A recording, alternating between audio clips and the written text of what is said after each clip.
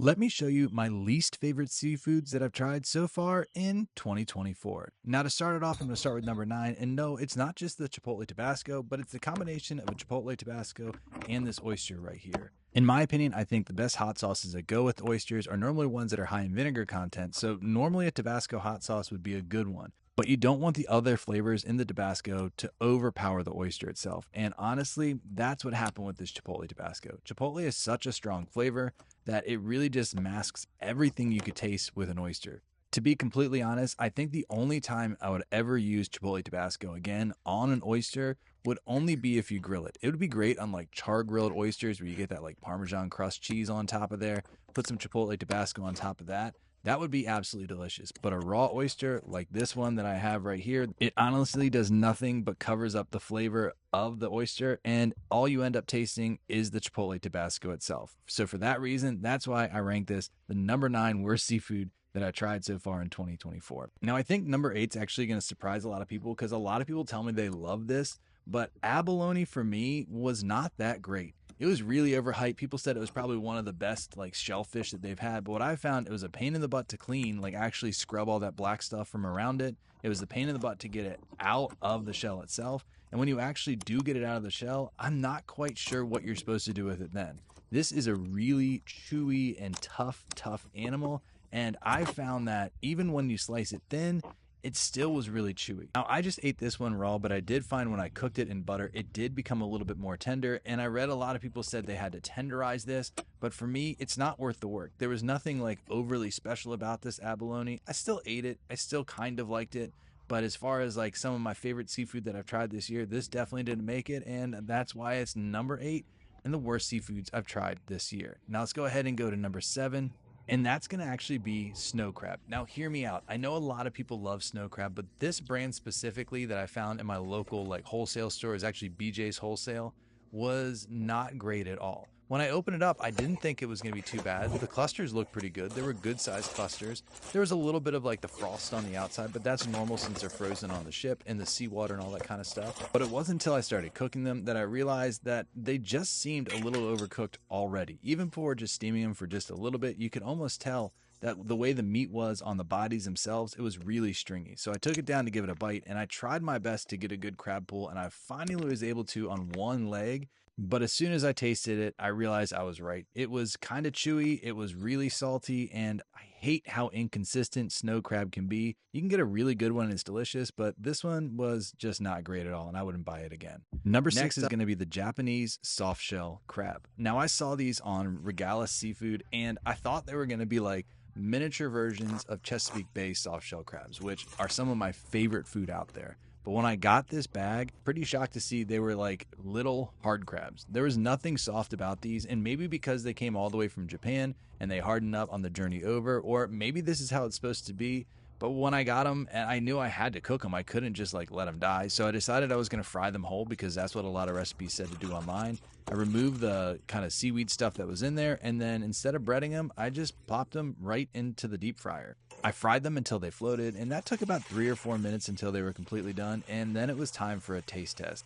My hope was that the shells were going to get a little bit softer or at least a little more brittle, but neither of those things happened, and they were still as hard as when I put them in the fryer. I gave it a taste, and it tastes like burnt shell, and the texture and the crunch and everything just was not what I wanted, and I never would buy these ones again. So that's why they're number 6. Now, number 5 is a really controversial oyster. It's called a Bellon oyster. I got these actually because a lot of people said true oyster connoisseurs really like them. And with the amount of oysters that I was eating, I thought I might try something that everyone says if you have a good palate for oysters, you're going to like. I found them a little bit harder than normal to shuck. Like they're just kind of an odd round shape. After I got it in the hinge and was able to work it around, I got it opened up and it looked like a pretty normal oyster besides the fact that it was round. Now, when I read the reviews online, a lot of people said it had a really strong copper taste to it. Some people said it tasted like sucking on pennies. Other people said it tasted like you had blood in your mouth. And for both of those reasons, I did not have high hopes about this oyster. But I went ahead, I got the Adductor Muscle cut just like that and gave it a taste, and they were 100% right. At first, it just tasted like a normal oyster, but after a few chews, It literally felt like I had like a cut or bleeding in my mouth. Of all the oysters I've tried and all the different oyster series I've done, this is by far the worst oyster I've ever tasted. Next up is uni. So I got some uni from H Mart. I put it on an oyster with some ponzu sauce, and I thought it was going to be really good.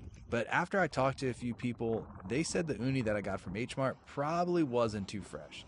I'm colorblind, so it's tough for me to tell those colors, but I guess that uni color was a little bit off. Now, the oyster I got was actually Chesapeake Bay oyster, so I went down to the pier to grab it because they keep them down at the pier during this wintertime and shucked it. Now, my plan was to put the uni on top of there and use a little bit of a splash of ponzu on top of that because I think all those flavors should have went well together. But what I wasn't counting on is one, I'm not sure if I like uni that much at all, and two, this uni right here was like really soft and crumbly, and like I said, just the color was not right. So I put the uni on there, I put a little bit of ponzu sauce on there, just deciding I'm definitely going to give this a try, and the result was a really fishy tasting uni with a good sweet oyster and a little bit of ponzu. But I'd definitely be open to trying that combination again. Now, the third worst seafood that I tried this year was this European brown crab. I did get it frozen. I don't know when it was caught, so the freshness could have been the biggest factor with this one. But when I got this crab, the first thing I went for was the claws. I love a good crab claw, so I was pretty excited to try these because they kind of looked like Jonah crab claws or even stone crab claws, and it cracked pretty easily. The meat didn't look mushy or anything like that, but the taste was really earthy. It didn't have any of that crab sweetness or even like lobster sweetness that you get from the claws. It was just way too earthy. So I thought maybe it was just the claws that were the problem. So I got one of the legs, and a lot of times the legs are even better than the claws in my opinion. Same thing. It just didn't have a good crab taste that I was used to. And last but not least, I tried the body, and I went for only the best part of the crab, which for me is that back fin meat right there on the back of the crab. I got a good chunk of it, gave that a taste too, and honestly, the body meat was a little bit better, but overall, I was pretty disappointed. Next up is my first taste of raw marinated crab. Now, they didn't have any fresh raw marinated crab at H Mart, so I got this frozen stuff. And not only was it not like the gochujang marinated crab, it was the soy sauce marinated crab. And it had been frozen inside of that marinade, I'm guessing for a while. So when I got it out, it didn't smell horrible, but the feel of this hard shell crab was unbelievably unappetizing.